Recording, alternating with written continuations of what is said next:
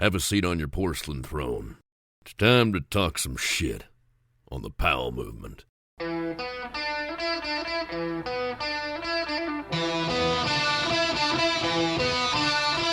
Welcome to the Powell movement. I'm your host, Mike Powell, and it's March. Holy crap. The season has not only sucked, but it's flying by.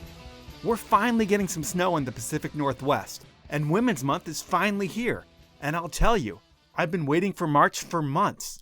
Not that I care about months that are targeted at specific people, but when I was putting together my calendar back in October, I stumbled upon March, and I saw that someone had decided to make March all about women.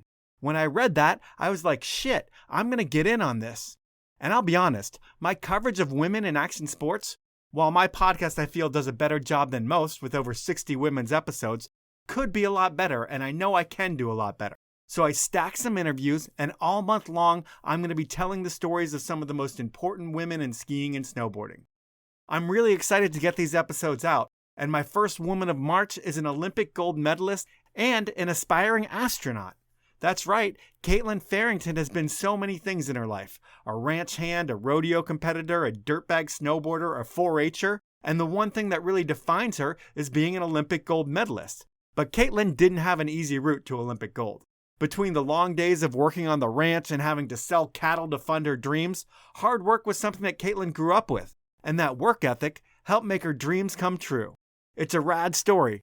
Before we get into it, I have a small surprise for you. Wendy Fisher, who's done a 2-part podcast with me before, she was listening to the podcast with Stumpy a couple weeks ago, and she heard Amy Ingebretson promoting her new movie, The Hypocrite, in my intro. And she reached out and she was like, I have a new movie. And I was like, oh my God, I didn't know about it. We should promote this. I was like, how about I give you a call and you talk about the movie for a couple minutes? And she was like, I don't know how I feel about that. I'm like, well, nobody knows about your movie. You might as well tell people through my podcast. So while I haven't seen her new movie yet, I know her new movie is out just for a few days, and I'll let Wendy do the talking. Wendy, what's the movie called? Skiing for Myself. Okay, and is it a full-on biopic on your life and times, or what's it all about? Yeah, it's kind of, my journey. But then, I had 2 boys and went through motherhood as a female skier athlete. It kind of has 2 parts to it, I feel, because my brother's death affected me for a really long time. And I recently just through some therapy and finally got over it and let go of that being in my mind a lot and why I skied a lot and his presence. So in a way, I feel like it's almost just more fitting in that aspect, finally letting go of the guilt and sadness of his death and the situation that it was. And you've had some heavy stuff and some great stuff in your life. There's all the extreme stuff where you've won all these contests, you're on the U.S. ski team forever, but you lost a brother and there was bulimia or anorexia or one of the two. Do you hit all the topics in the movie? And is it like a super long one? Because there's a lot of shit going on. I don't know if I hit all those topics. I'd have to watch it again myself. But I definitely do go on about, I skied because of what we did as a family. Then I skied race. And then you get into that mode of trying to perform for others and your parents and your coaches. Then you get into big mountain skiing. And then people had these expectations of the type of skier I was and expecting me to win. And then the overlying thing of my brother, then having kids. So I guess I'm just finally at this point in my life that I don't have anything holding me back anymore. I've let go of impressing my parents or trying to ski for them, for my brother, for my coaches, for anybody. Now it's just this point in my life where I don't really have anything that's weighing me down, which feels really, really good. It sounds like you're skiing for yourself. And where can we see Skiing for Yourself? You can go to my website. That website is wendyfisher.me. Awesome. Well, that's something that everyone should add to their list for Women's Month, or any month really. Now it's time for me to ask you to tell a friend about the show and subscribe wherever you listen. Both of these things really do help the show grow, and they're greatly appreciated by yours truly. Finally, I'd love for you to listen to my ads and support the brands that make this show happen. I only work with the best brands, and they are Stanley, Outdoor Research, Best Day Brewing, Peter Glenn Ski and Sports, Elon Skis, and High Cascade Snowboard Camp. Now, it's time to chat with Kaitlyn Farrington. Is it true that growing up, if there was snow on the ground, your dad didn't work, and you and your older sister didn't go to school, you went and skied? That is facts. My parents were big ski bums. I grew up in Sun Valley, Idaho, and they loved skiing. And so it was kind of, if it did snow, my parents wanted to be on the mountains and they wanted to share that with me and my sister, which is awesome. Yeah, I mean, it's amazing, but does that ever get to be a problem with your teachers? Because when you live in Sun Valley, I'm guessing there's a lot of snow. So it did become a problem in middle school for me. I think a couple of teachers, they didn't quite get it that my parents would let us skip school just to go snowboarding. And I'll never forget that after I'd won my medal, I went and did a school assembly at my old high school. And one of my middle school teachers was now teaching there. And she gave me like kind of an apology because she was like, oh, I get it now. I have kids and I understand why your parents would let you skip school to go snowboarding. Oh, it's amazing it went full circle like that. Yeah. But you grew up on a cattle ranch in Bellevue, Idaho, so near Sun Valley, but not right at Sun Valley. And I don't know much about cattle ranches, but when that's your family business, does that make you rich, poor, or average? I would say pretty average. Yeah, I grew up about 45 minutes south of Sun Valley in Bellevue, Idaho. And most people get it confused for Bellevue, Washington. And so I kind of adopted during my competition career of saying that I'm from Sun Valley instead of Bellevue, Idaho. That's understandable. When you grow up on a 100-acre cattle ranch, are you pretty much put to work at a young age? And what does that look like? For me, we definitely had our chores every day.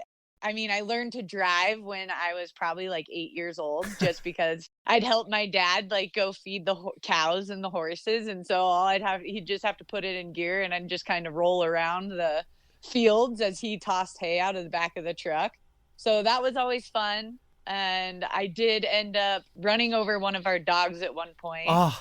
And it was mortifying, but the dog was okay and didn't die, but it was just one of those scarring moments as a child of like hitting your family pet.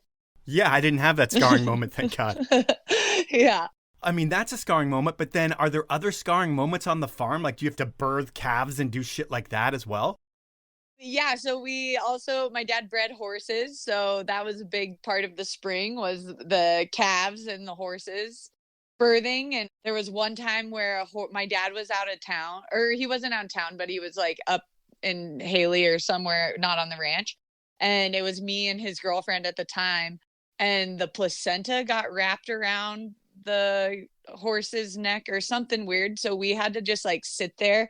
I was probably like maybe a teenager, but just like holding placenta in my hand because we couldn't let the horses separate. And me and my dad's girlfriend at the time, we were like, where the hell is my dad to come help us and like deal with this? And so I don't drink red Gatorade because of that moment in my life. But so red Gatorade reminds me of placenta. All right, well, I hear it's got a lot of nutrients and proteins in it, but yeah, stay away from red Gatorade. So you have that 100 acres, but then you guys have another 250 acres that you refer to as Up Top. And what is that place all about? So Up Top, my dad, he used to do hay as well. And so the Up Top was more of like the cattle grazing and the horses grazing area, where then the 100 acres down low was kind of the hay field area. And Up Top was kind of just this area where we'd take four-wheelers and just romp around up there and it was only like 5-minute drive from the house. And so it was just the playground, really. Well, when you live on a ranch like that, does it make it tough to have a life outside of the ranch? Like, are you isolated from all of your friends and is the playground pretty much you and your sister? For the most part, yes. There was a couple of kids my age that lived in the area. It was Glendale Road.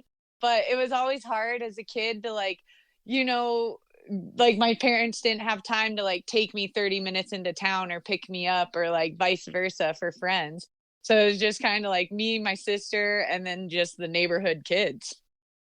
Okay. And then does growing up the way that you did create a crazy work ethic? And do you attribute the work ethic that you have today to your childhood and growing up like that?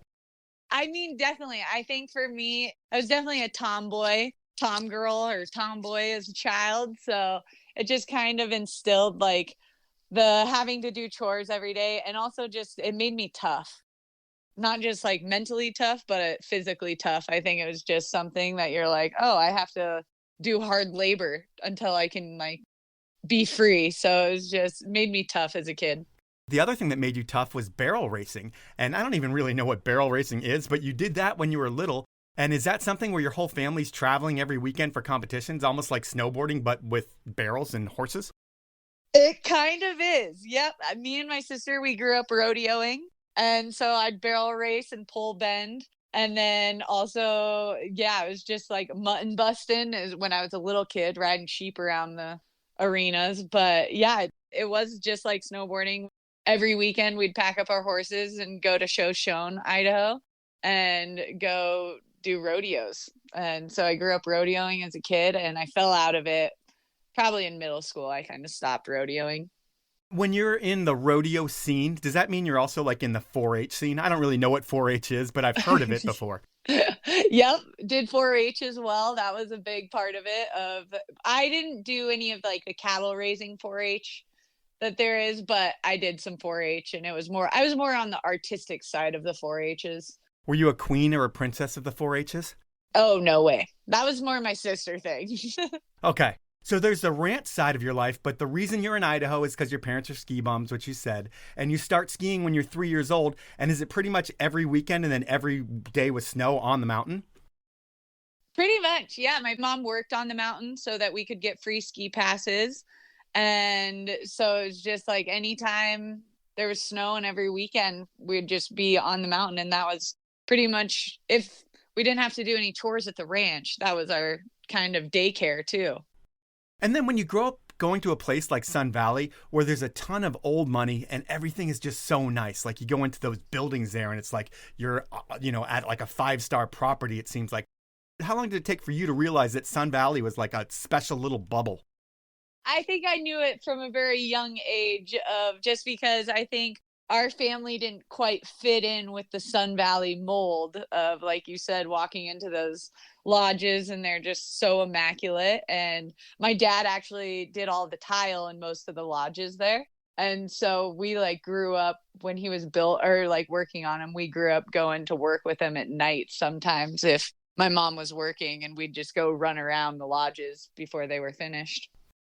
And you ski a bit, but around 10 years old, you make the switch to snowboarding. And was there a reason behind that? And were your parents cool with it? Because I think, at that point they'd already split up, but they're both super into your life and they're both ski bums. So are they bummed that you went to snowboarding, or are they just stoked that you love the mountain? I think they were just stoked that I still wanted to be on the mountain. Like my sister started snowboarding first, and that's, I think, what initially got me curious about snowboarding because, of course, like any little sister, you want to be like your big sister. And so at one point, my parents, they made me ski a couple years longer than I wanted to, but then finally they were like, okay, you can go to snowboarding and see how you feel about it. And with snowboarding, I mean, there's this whole cool culture around it. Are you into all that stuff? Like, do you have snowboard heroes, and are your walls, do they end up getting covered in snowboard posters and stuff? I mean, there's a snowboard shop called the Board Bin in Sun Valley, and it was like the cool place to hang out as a teenager. And so that's kind of where I think just like the heroes and getting the snowboard magazines and then all the new DVDs that were coming out. And that's where I kind of got into it. But I was never like a full like snowboard geek out nerd on that front because I was also doing other sports as well. So snowboarding wasn't fully my life yet. What other sports were you doing? I was a big part of swim team for a while. And then I also played soccer for a long time. And you joined the Sun Valley Ski Education Foundation's freestyle snowboard team. That's like a hell of a long name. At 14 years old, which is so late. But when you come into that, do you have to work twice as hard as everyone else to catch up to where they are? So one of my best friends, she was a part of the Ski Education Foundation. And I'd like just follow them around the mountain the year before I joined. Because she was my only, like, her and another girl were my only two snowboard friends. So I'd kind of, like, follow them around and linger in the, like, shadows until they were done with team every year. And then finally one of the coaches approached my parents and, like, knew who I was and was just like, okay, she looks like she's interested. And, we've got scholarship programs for you guys that you can apply for. And so it was kind of the coaches approached us and we're just like, hey, you got to stop following and being a creeper and lingering around us. You should join the team actually next year. And which was awesome because then Sun Valley made it happen for me of getting me scholarships and being able to join the team.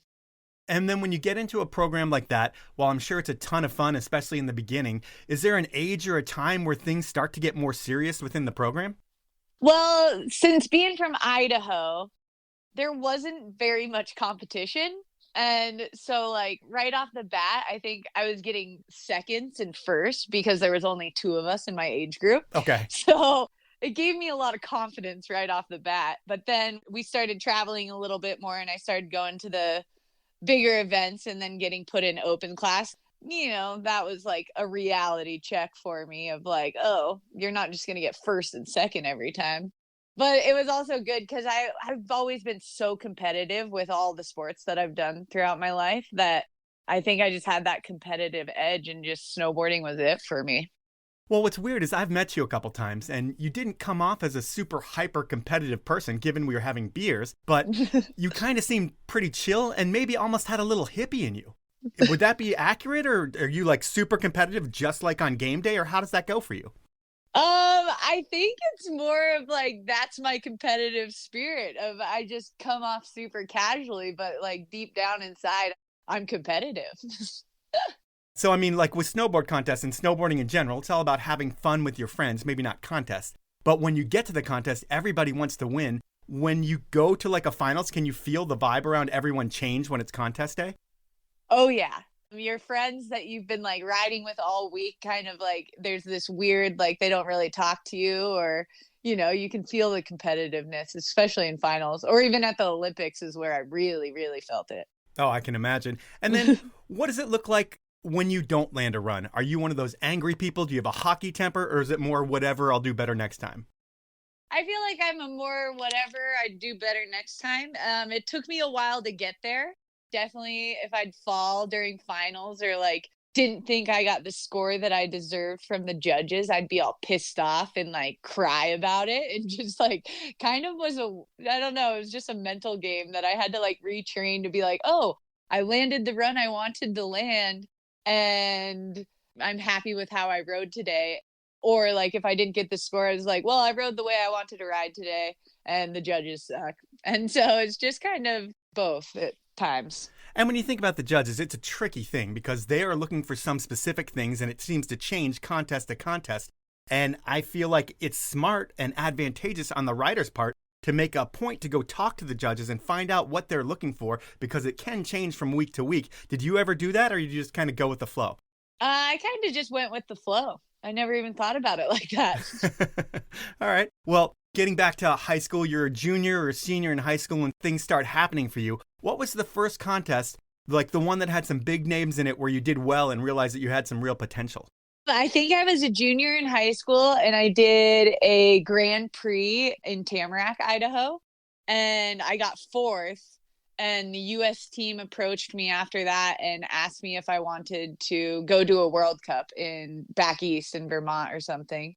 So that was kind of like my realization of like, oh shit, I could like make this happen and make this like a career out of it. And so that was kind of this jumping point for me being like, I'm going to pursue this to my fullest. That's crazy that they would go straight from a Grand Prix where you get 4th and you do well to be like, hey, we're putting you right on the World Cup, because that's like the best of the best, right? Yeah, I think it was also right before the 2010. Well, really, they were looking for the young guns to go get the Olympic spots for the top dogs on the team, I feel like. But it was a great jumping point for me. Okay. And then other people saw you had potential around that point too, because I think it's like 2007-ish when you get on the PacSun team. And PacSun was like a corporation profiting off action sports and malls. And they had a team. How did you get on it, and what did they do for you? It's funny that you bring that up because I totally forgot about that. But they were, well, it was like they were a part of USASA, and they were just like building an AM team to just like support and help us get to contest and pay. I think they like paid for our entry fees and kind of helped us get to where we wanted to go. Yeah, because I mean, that was, if you looked at it on paper, that's the biggest brand in snowboarding right there, is the brand that's in every mall in the country selling snowboard t-shirts. Yep. And then that summer, you head to Hood for summer camp. And I think there you get to meet and hang out with a hero of yours, legendary snowboarder Barrett Christy. And is meeting Barrett how you get on GNU, Nike, and Smith? And did she see your potential early on and let people know? Yeah, I feel like Barrett was like the big jumping point for just like getting me on different brands and helping me out and being like my main mentor. Still is, and throughout just like the beginning of my snowboard career and still to this day. And so, yeah, hanging out with Barrett and Mount Hood was a big leap in going forward with snowboarding. I think around this time, it's like you're 17 or 18, and it's the first year that you travel to Europe to compete. You're from small town USA and traveling across the world. Is that stressful or exciting? And what was the best and worst of your first travel across the pond? It was really exciting for me. I don't think I'd really left the country before that. And so it was so awesome. Like, come on, you're a teenager and you're just like without your parents getting to do whatever the fuck you want in Europe. And then beer, you can drink beer there too. And so it was really exciting for me. I think the hardest part was when my dad was like, stop spending money on my credit card. And you're like, oh yeah. So that was the big thing of just being like having the free for all and then being like, oh yeah, I got to rein it in and earn my keep first. Yeah, that's awesome. The 2008 season is even bigger for you. You win the USASA Nationals for Pipe. You take first and second in slopestyle events at the Rev Tour. And looking at your career, was there a moment in time where you're like, if I want to do well, I need to focus on pipe or slope, not both? And how do you become specialized in halfpipe? That one was interesting. I used to love doing slopestyle, and so I wanted to do them both. But at the time when I got on the U.S. team, slopestyle wasn't in the Olympics yet. So the team was very like focused on only halfpipe. And so I kind of got pushed out of like riding slope because I just like went with the mold of being in the US team. And I just kind of got out of riding slopestyle and just like started focusing strictly on halfpipe. Now it's time for my first sponsor break. And I want you to buy all of your ski and snowboard gear from Peter Glenn Ski and Sports. Why Peter Glenn? Well, first and foremost, they're the little guy who's been getting people out on snow for over 65 years. They aren't trying to take over an industry by making a ton of branded products that compete with the brands they already sell. They're not trying to get you to stay at a hotel or sell you a vacation. Peter Glenn is about making sure you purchase the right products to ensure that you're going to have the most fun on the hill. And they have all the brands, all the products, and incredible deals both in-store and online. While other retailers focus on algorithms and AI, Peter Glenn is all about having the most knowledgeable staff that understands what you need. And if you've been following them on Instagram, they've been dropping some incredible pro tips that will make your time on the hill more enjoyable. At the end of the day, people have trusted Peter Glenn since 1958 because of their proven track record and all-around passion for snow and beyond. So if you ski, snowboard, inline skate, wakeboard, water ski, or need outerwear for your adventure, Peter Glenn Ski and Sports is your one-stop shop, and they offer free shipping on orders over $50, a hassle-free return policy, and they price-match reputable dealers. So please support this podcast and buy your stuff over at peterglenn.com. Next up, it's Elan Skis. I started telling you about Elan building a cult following in the States about 3 years ago. And if you're like me and heading up to the mountain on a weekly basis, I know you've been seeing more Elans. There's a reason for that. People who ski Elans notice that skiing on award-winning products made in what is considered the best factory in the world will make them a better skier. The product they put into the marketplace is second to none.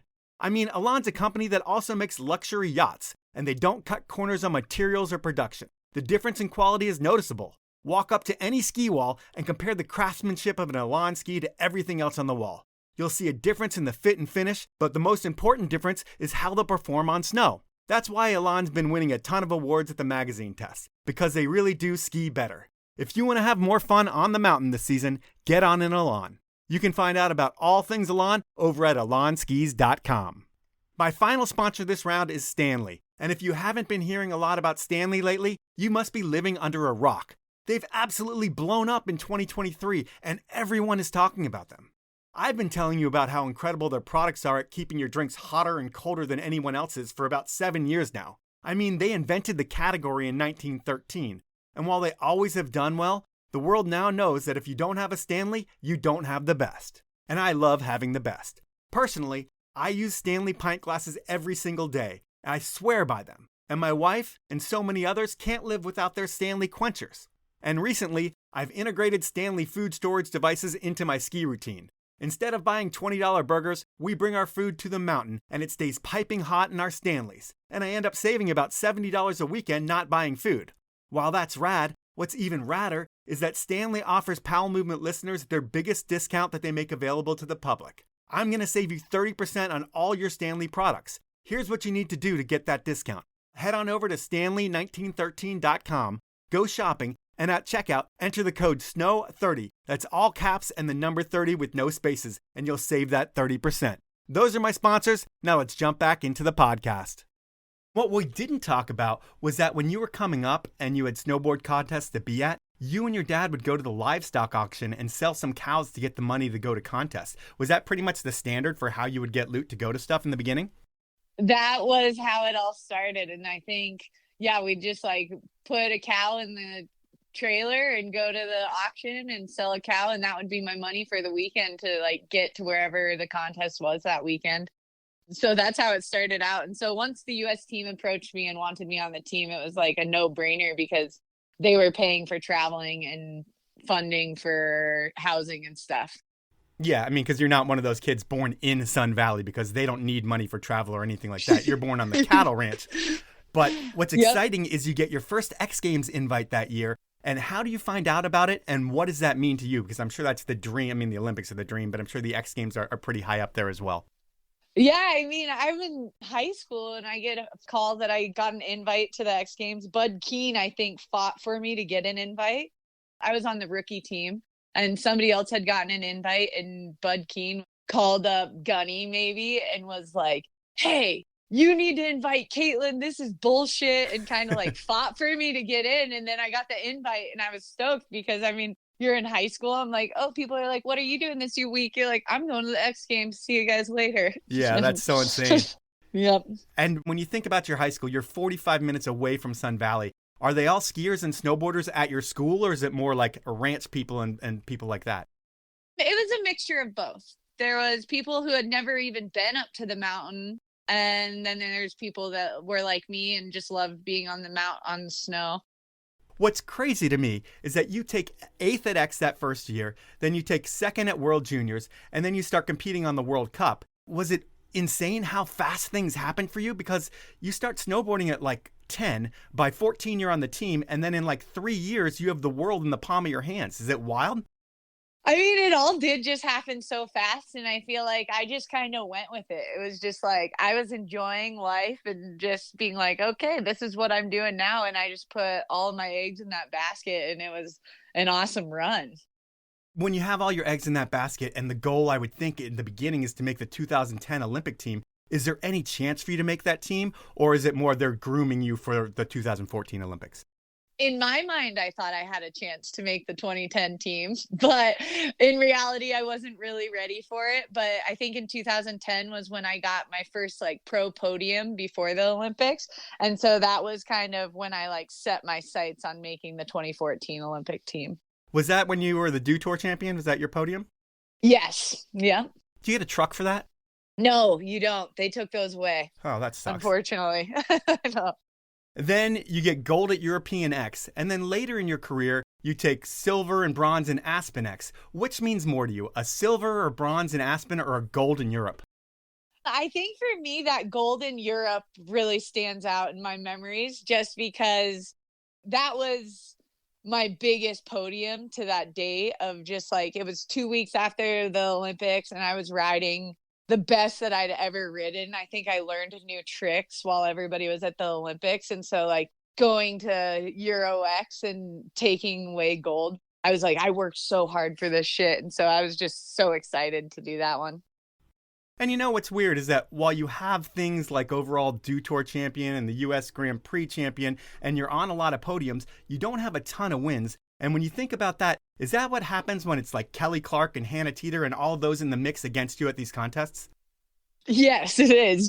I think even when I made the Olympic team, it was so funny because I had already counted myself out because Hannah was already on the team, Kelly was on the team, and I was like, oh, great. Like, here we go again. What's weird for you is you take a totally different path than most U.S. athletes because going to the 2014 Olympics, I don't know what year exactly, but you make a break from the U.S. team and you start your own program. You're like a privateer. Why do you take that path? For me, it was because there was so many good girls on the U.S. team. I think there was like 7 of us. total, and I called it the flavor of the week because it was like whoever was riding well that week, the coaches would kind of like cater to them more. And I just didn't feel like the US team was a good fit for me anymore. I think I'd grown a lot as a human, and I wasn't really happy with the US team. It was just like not very fun for me. So I ended up just deciding to break off and go ride with Ben Boyd and Elijah Teeter, because I think I had traveled to Euro X Games with those guys and had done a couple of contests with them. And I just like really liked their vibe and how we like work together. And so I just decided to break off from the US team and kind of do it my own way, which I will never regret doing that. No, and when you do it your own way, do you have to hire coaches and find a training facility? And does that cost an arm and a leg? Because there aren't many 22-foot pipes, I guess, unless you live in Sun Valley. I definitely had to like find the coaches, but they all worked with me to help me out. And I was kind of a part of the Vail snowboard team during that time, because that's where those guys were coaching for. I'd have to like fight my way in to get my starting spots for World Cups just because they were trying to give them to US team members. But we were like, I have the points, I deserve this spot. And so that was like the only tough thing. But then, like you said, there weren't that many 22-foot half pipes, and so we're all training at the same places, so you're seeing everybody every weekend anyways. Does it change the relationship between you and the U.S. team members and the U.S. coaches since you've decided to leave them? No, I think it made it better for all parties involved. I think the U.S. team coaches, they knew I was unhappy with them, and so I think it just like was able to create more of friendships with them all. And also, after I quit the team, they were allowed to have beers with me after hours. So Awesome. And then I think the goal is to make the U.S. Olympic team for Sochi. And who are the brands that are investing in you for that Olympic run? I was with North Face at the time and GNU, and those were some of my biggest brands. And then I randomly, like maybe the day that I made the Team USA, I got a Cheez-It sponsor. Oh, nice. Which was awesome. Yeah. So you only had 3 sponsors? I'm like trying to think. I'm pretty sure it was like those were the main ones that I had going on at that time. If you only had 3 sponsors, and we're talking about the Olympic gold medal year, I'm getting way ahead of myself, but I love talking about money for some reason. Are you able to make in an Olympic gold medal year with 3 sponsors like $100,000 snowboarding? No. Oh, I had Monster too. Monster was oh yeah, a big they're one. huge. I was like, yeah. So, I mean, no and yes. I think I spent a lot of money training that summer in New Zealand, and was like, I think there was a point where my bank account was almost zero, and I was like, oh, fuck, how am I going to go into this season? But then just with the support of those guys, I think the quarterly checks started to come back through. You're like, oh, good, I do have money in my account. Yep. And then with like going to the Olympics and doing well in contest was also helpful because you get those bonus checks. Yep. But what's wild is you're an Olympic gold medalist and you are making significantly less than the lowest paid NFL player in the league who might not play a single snap all season. He's probably making 5 times what you make and you won an Olympic gold medal. That's fucking crazy to me. It is pretty nuts. It's an interesting thing, especially now, because after the whole fact, people in town, I live in Whitefish, Montana now, and people are like, oh, you won an Olympic gold medal. And a lot of people, I think, assume that I'm like doing very well, or I'm a trust fund kid because I am from the area of Sun Valley. Right. And it's just funny. I'm like, no, I clean short-term rentals in the summer to get by. Well, I think when we talk about how you actually made the Olympic team, that's really the incredible thing, because I think it comes down to your last run at your last event to qualify to make the team. Can you describe the pressure of that day? So that day, I remember it so vividly because I had already kind of written myself off for making the Olympic team.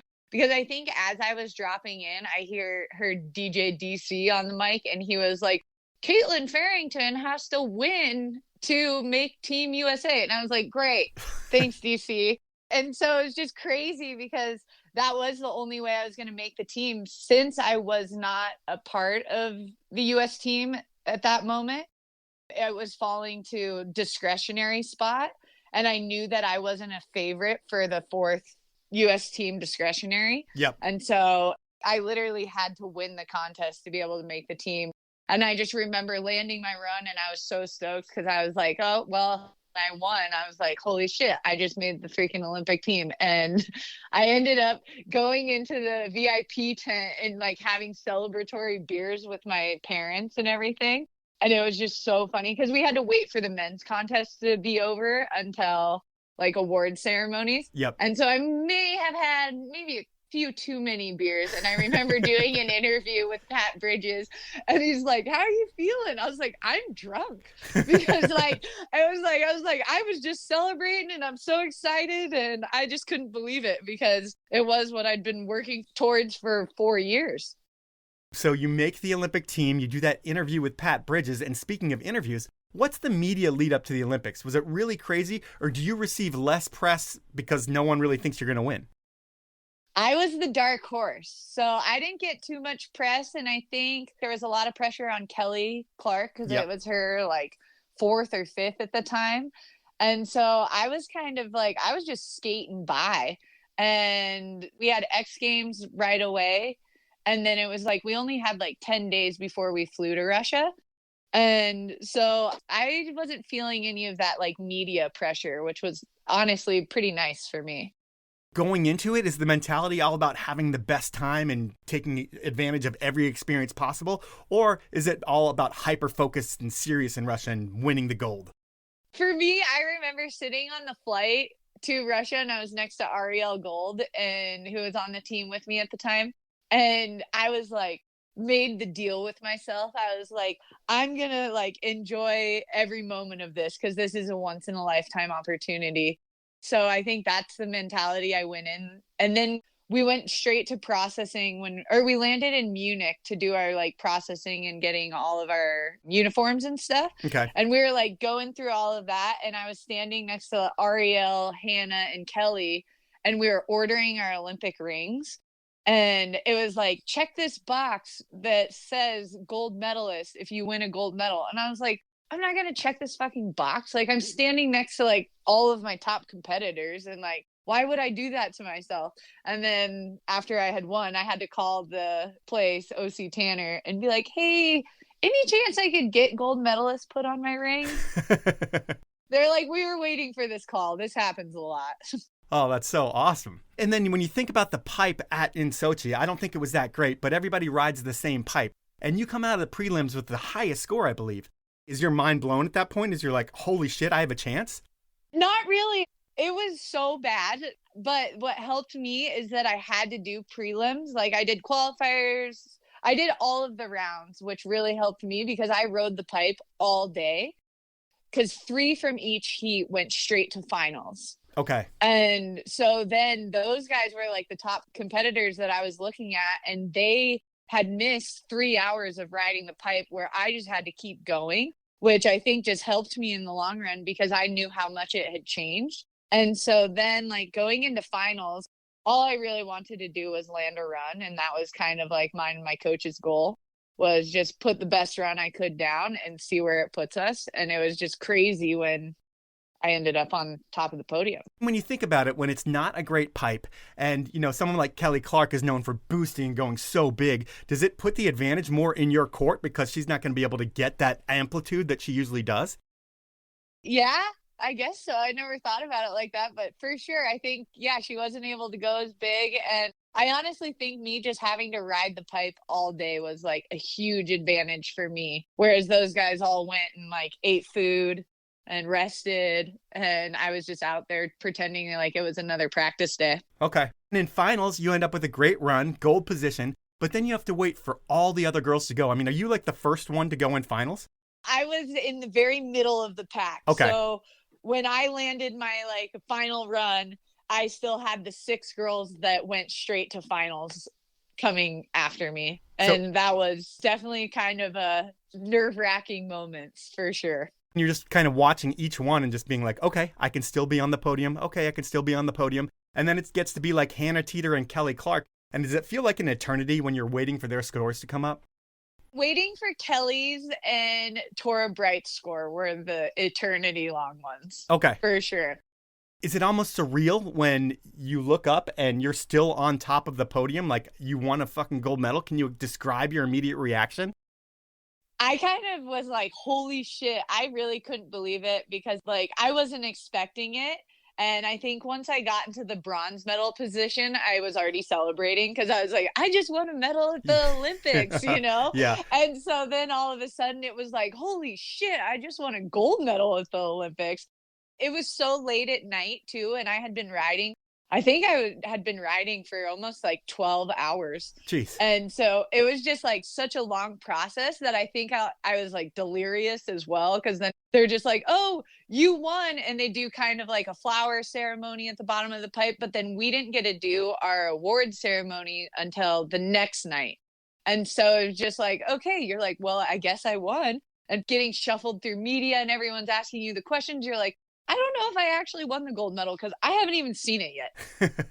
And so it was just like so crazy. It was such a wild experience. Yeah, I would think, after that little flower ceremony that night, is it like the next 24 hours just pretty much an overwhelming, almost nightmare of media that you just want to kind of go to sleep, but you can't? Yep. Like the next day, I think I went out with my parents and had drinks with my parents to celebrate. And then the next morning it was like 8 a.m. We had to like get down into the city of Sochi and do like the full media tour of just like all of the different shows. And you're just like, I'm sleep deprived but I'm running on this crazy adrenaline high. It's so weird to look back on because you're like, I was probably like a crazy person out there. I mean, it gives you the feeling of what it's like to be a huge celebrity in this world. For 2 days, like you have no time to yourself because you are like the most important person in Sochi. That has to be wild for you. Yeah, so it was pretty wild to just go through. And then for us, we were so early in the games, which was almost unfortunate just because I didn't get to enjoy any of the other events because instantly they're like, you got to get back to the US because you need to go do the New York media tour before you get forgotten, was how they all put it. I was like, oh, can I stay a couple days? They're like, no, we need to get you there so that you are the like currentest gold medalist before somebody else wins a gold medal. And you're like, this is just such a weird mind trip. It's time for my final sponsor break, and I can't tell you how much I love my gear from Outdoor Research. When I signed on with OR, I knew there wasn't an outerwear brand on the market that performs as well as what OR is developing. That's what happens when you test your gear in the absolutely terrible conditions that we can get here in the Pacific Northwest. Days in the mountains are always more fun when you're warm and dry, and I know my OR gear will always deliver that. I'll tell you, on cold days, I live in my cold front hoodie, which is hands down the warmest and most stylish puffy I've ever owned. And then when I get on snow, my snow crew jacket and pants are not only warm, but it's one of those fits where if you don't see me ski, I look like a pro. I'm so impressed with the style that OR has been bringing to the table lately. And off snow, they sent me some Feroci pants, which are now my daily drivers. Think stylish, lightweight, packable, do-anything pants with the right amount of zippered pockets and stretch to be the only pant that you'll ever need. I've been loving OR products since I bought my first OR rain jacket in 2000. And really, if you missed out on using my old discount code for OR products, well, I'm working on getting you a new code, but I can't promise anything. Sometimes you snooze, you lose. So check back for that. And in the meantime, head on over to outdoorresearch.com and check out why they're one of the fastest growing brands in snow and beyond. My next ad comes from the crew at We Are Camp. I'm talking about the best ski, snowboard, and skate camps in the U.S. High Cascade is the snowboard camp, Windell's is the ski camp, and Seek is the skate camp. And if you want to be a great parent, I highly recommend signing your kid up for a week or two of camp. I can tell you from firsthand experience that going to Seek Skate Camp helped my kid in so many ways. Not only did he get so much better at skateboarding, he was able to make lifelong friends that have shared interests, and that's a hard thing to do these days. And whenever the subject of camp comes up, my kid lights up and starts selling it to whoever's listening because it was that fun for him.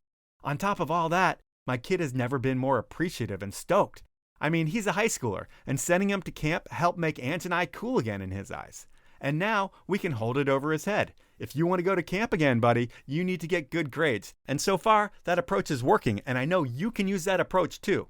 I'll tell you more about the camps in the coming months, but for now, head on over to windells.com, highcascade.com, or seekskatecamp.com to find out all the details and reserve a spot. You only have your kid for a limited time, and sending them to camp will make them love you a lot more. My final sponsor this round is Best Day Brewing. If you haven't heard of Best Day, they are hands down the best tasting non-alcoholic beer on the market. I enjoy Best Day for so many reasons. The flavor is the most important.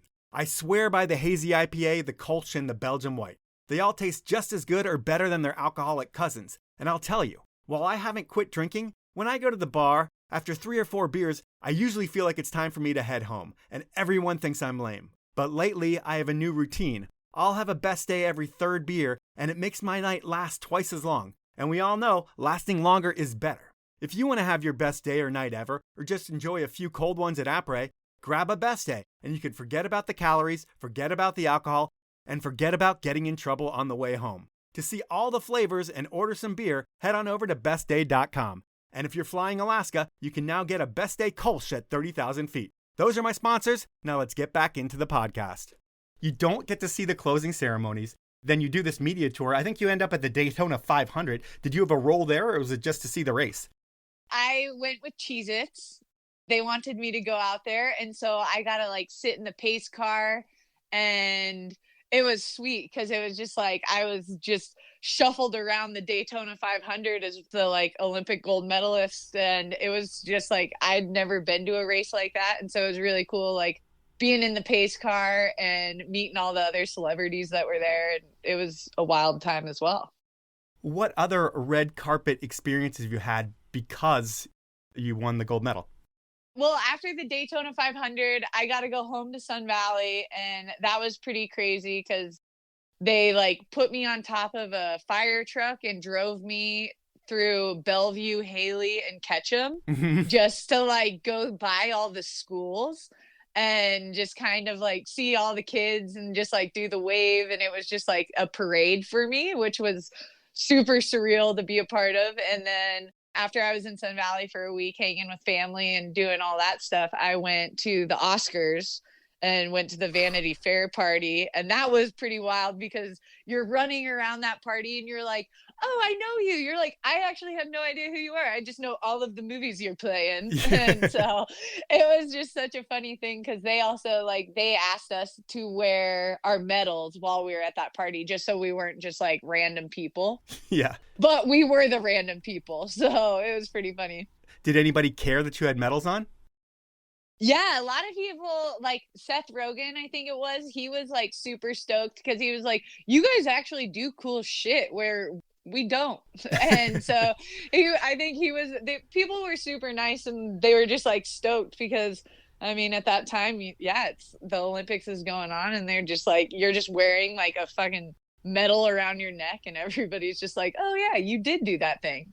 That's amazing. So you have a bowl named after you at Sun Valley. You get a key to the city, a parade. How many events that year existed only to celebrate you and your accomplishments?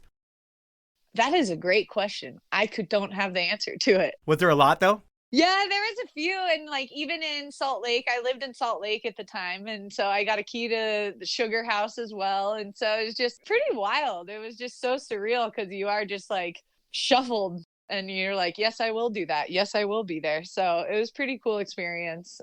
I wish I kept a better journal throughout that time in my life. Yeah. When you get a key to the city, does it come with any perks or is it more just a symbolic key to the city? I haven't had to use it yet, so I don't know what perks it does involve. Okay. And then while things are so amazing for you, life is not always perfect because the next season you're in Austria for a product shoot and you have one of these freak falls where you catch an edge and what happens? Yeah, so I was in Austria for a company and we were doing a photo shoot and we built this stupid little jump over a wall and I caught an edge going off of it and landed right on my neck and I ended up losing feeling from the neck down for 2 minutes and it was super weird. When the feeling came back to me, I just had it was that sensation when your foot goes to sleep, just a bunch of tingling going throughout my body. Yeah. And it came back and then I just had this crazy burning sensation in my shoulders and I called my PT at the time and was like, Jess, this just happened to me. What do I do? And she's like, are you hurt? And I was like, no, but I've got this weird burning sensation on my shoulders, but I can feel everything. And she's like, if you don't need to go to the hospital, you need to get on a plane tomorrow and we'll assess it at home because she was worried that I'd end up in some sort of surgery if I went to the hospital in Austria. Yep. And so I just like got on a plane and flew home and went to the doctor, and it turned out that I have congenital cervical stenosis, which I was born with a defective spine. I don't really have room for spinal fluid in my spinal canal.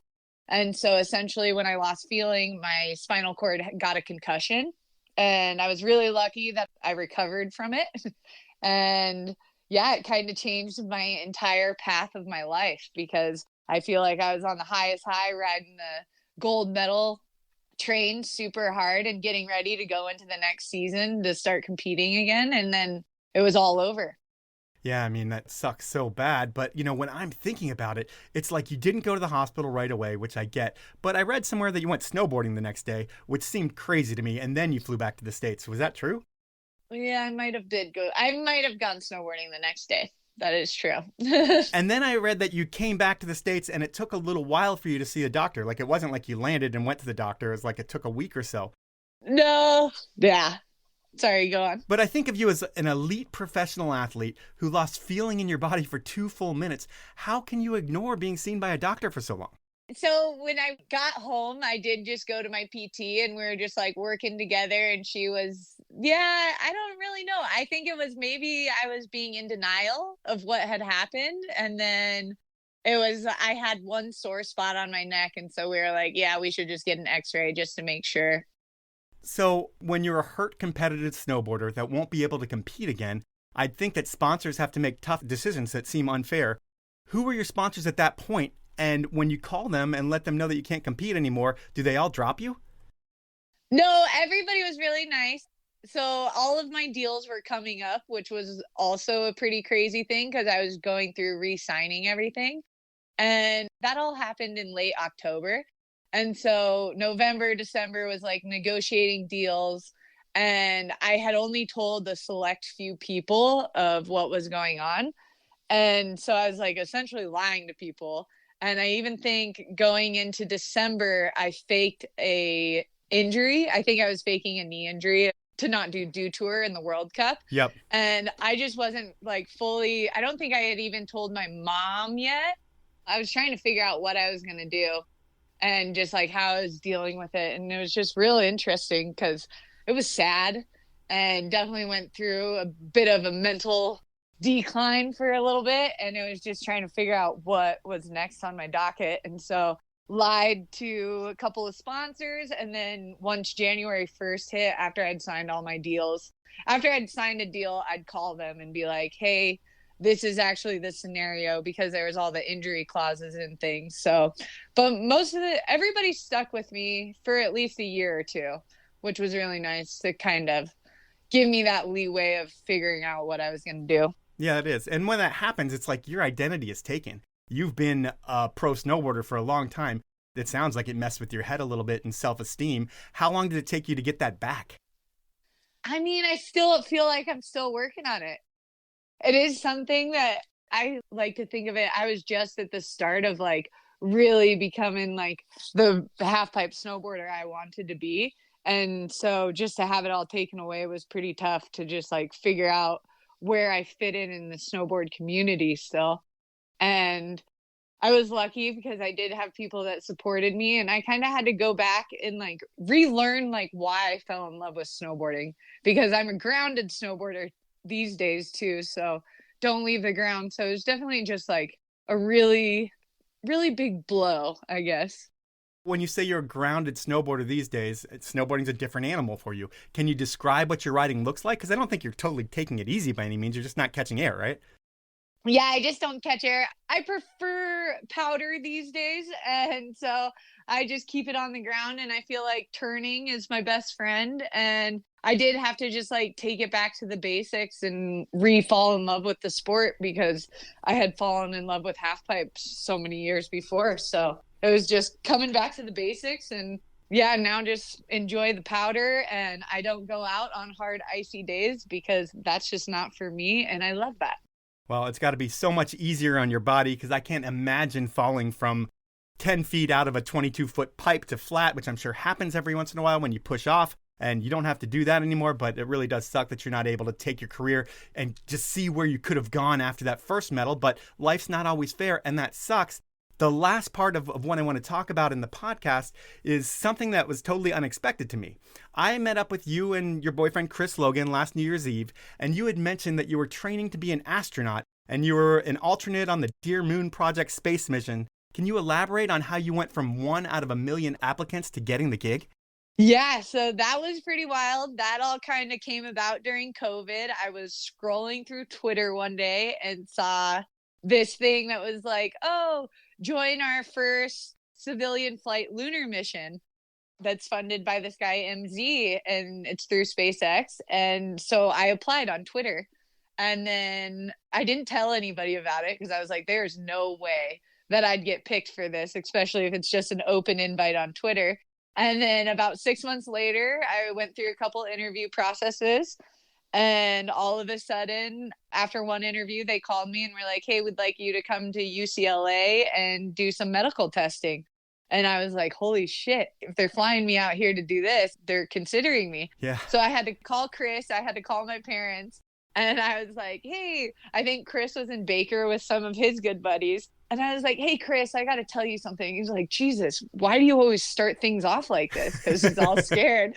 And I was like, so this is really random, but I might be going to the moon. And he's like, what the fuck are you talking about, Kaitlyn? And I think he went and told his buddies Parker and Friedel and was like, dude, I just got the weirdest call from Kaitlyn, like some bullshit about going to the moon. And so it was just like kind of the big joke. And then all of a sudden I was like, Chris, I've been chosen. I'm backup crew for this Dear Moon flight. They chose 8 people and then 2 backups. And so I'm one of the backups. And yeah, I'll start training to be an astronaut when the flight is, I think they're saying like 6 months out of launch date. And at the moment, we're not really sure. We're still waiting for them to test the flight and get it all ready. When you see some of these rockets being shot up, like these Elon Musk things, and see them blow up, does that scare the shit out of you? Well, no, because I was actually there for the first test flight, and we were with like the SpaceX crew that is going to be like our mission managers and stuff. And they told us the day we got there, they were like, hey, by the way, this rocket is going to blow up. We just don't know when. And so, like, we all knew that it was going to blow up. We just weren't sure if it was going to make it off the launch pad or if it was going to be in the air.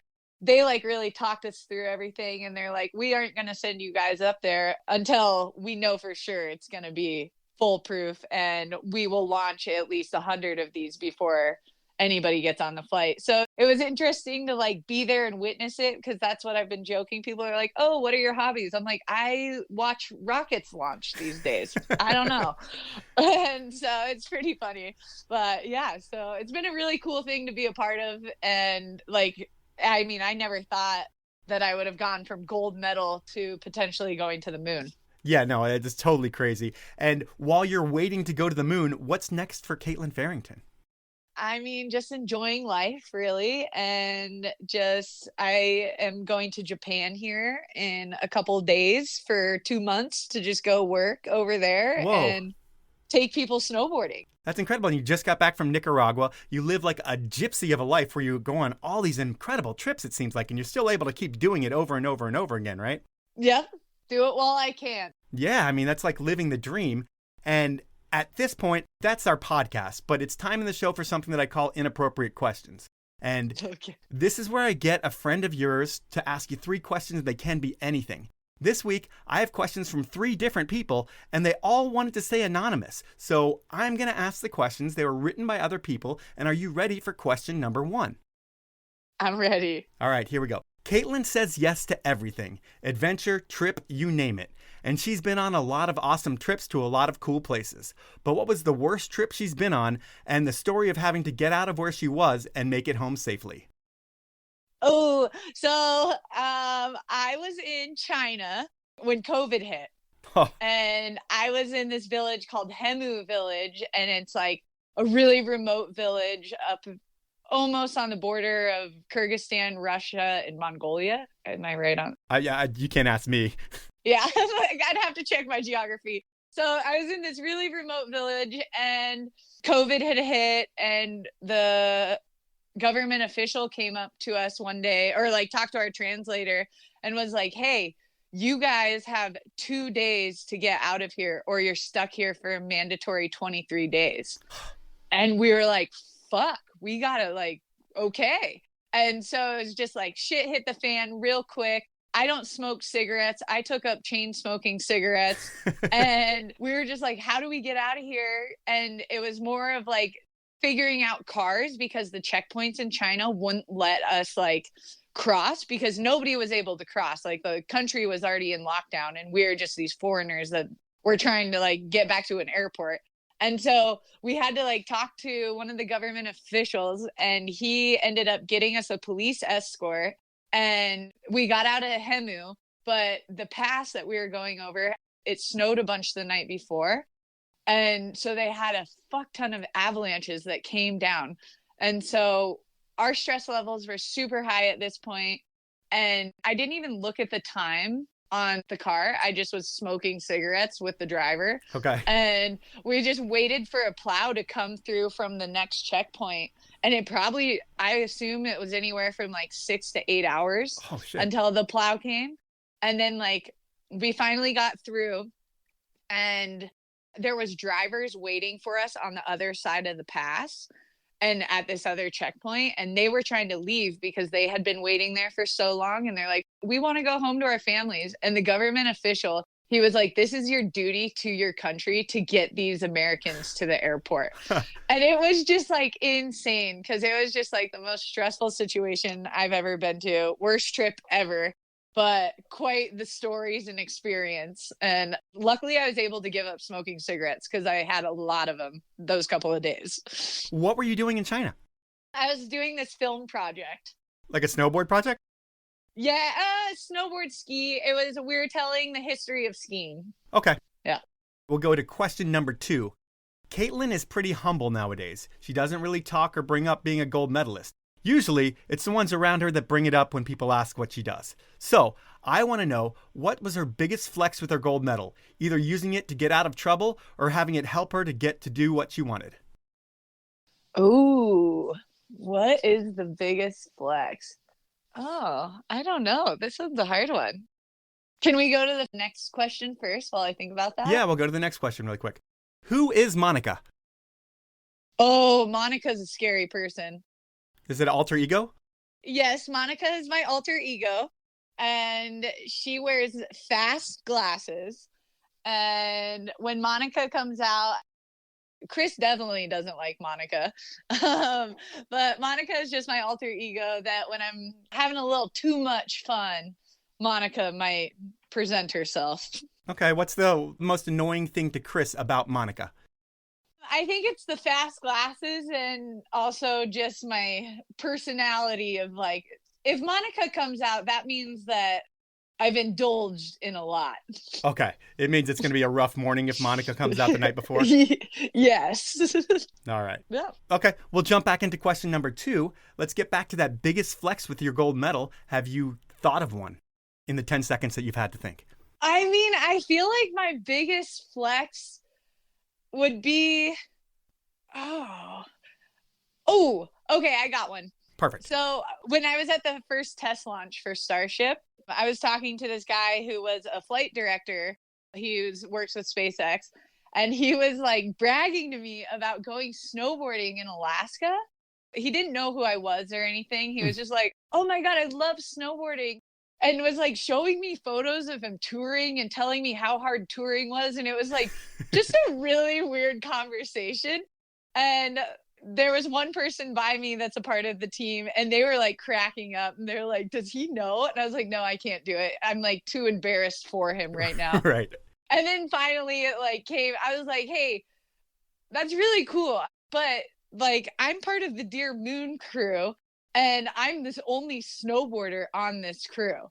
And just like the shock on his face and how embarrassed, because he knew about the Dear Moon crew, but just hadn't put it together that I was the snowboarder of the crew. Right. And it was just pretty funny. And maybe that was like my biggest flex that I could think of right now. Like whoever asked that question, I don't really talk about it. All right, well, that's more power to you. I mean, you could talk about it and maybe get some more opportunities out of it, but it doesn't seem like it's your style, so why do that? Yeah. So that was Inappropriate Questions, and that's our podcast. And you weren't supposed to be on this podcast. You were supposed to be on the Ropin' and Wrestlin' Cattle podcast hosted by Waylon Tritt. But then you found snowboarding, and your cattle ranch work ethic helped push you to the absolute top of the sport. And that really should be the beginning of our story. But life isn't fair, injuries happen, and while one could sit back and be bummed on things, your snowboarding has totally changed, you're dating a skier, and you're heading to the moon. So life does really seem to work in mysterious ways. Thank you for telling your story, and thank you for your time. Thank you. That was easy. So that was time with Kaitlyn Farrington, and what an interesting story. I mean, she came out of nowhere to win Olympic gold, which is batshit crazy. And I've always believed that once you achieve that status, being an Olympic gold medalist, that you would be set for life. Whether it's celebrity appearances, speaking engagements, whatever, I figured that you would have enough things that you could do to earn income and that you would be set. But the timing of Kaitlyn's injury really screwed her. She lost all support from snowboarding and had to blaze her own path again. And while that's frustrating to hear that Kaitlyn still has to clean houses to make ends meet, she also spends most of her year living like a gypsy in search of snow, waves, and from what it sounds like, ice-cold beers all over the world. And soon, maybe she'll be having one of those ice-cold beers in space. It's an incredible story that's not even close to done yet. That's the podcast. At this point, it's time for the review of the week. It's a 5-star review, and it comes from Aaron M. Olson. It's called Flatlander Love, and here's the review. One of the best, if not the best podcast out there in the outdoor industry. As a current Flatlander in North Dakota that yearns for his earlier days of mountain life, the PAL movement keeps that part of me close. The variety of guests across eras, disciplines, both sides of the lenses, and athletes to business is what keeps the history alive and part of the future. Thank you, Mike. I really enjoy it every time. Aaron Olson. Well, thank you for that review, Aaron. It definitely helps the show grow. It goes up the charts. I don't actually know what happens, but from what I'm told, reviews, likes, all that kind of stuff helps this thing grow. And I appreciate that you recognize that I'm able to kind of span all different eras and people both behind the lens, in front of the lens, behind the desk, in front of the desk, because that's what I try to do is get all different angles of these sports and share them with you and everybody who's listening so we can kind of complete a full picture of what action sports look like from the 80s on through now. So thank you for that review. Please email me at mike@thepowellmovement.com and I will send you something from my dwindling stash of Powell Movement stuff. For anyone else out there who wants to win something or who just wants to help me out, you can always rate me on Spotify, or if you use iTunes, here's how you submit a review that I may or may not read on the podcast. First, hit the podcast icon on your iPhone. Second, search for the Powell Movement, and even if you already subscribe to the podcast, you still need to search for the Powell Movement. Third, click my logo. Fourth, scroll down to where you see the stars. Fifth, star rate me and review the podcast.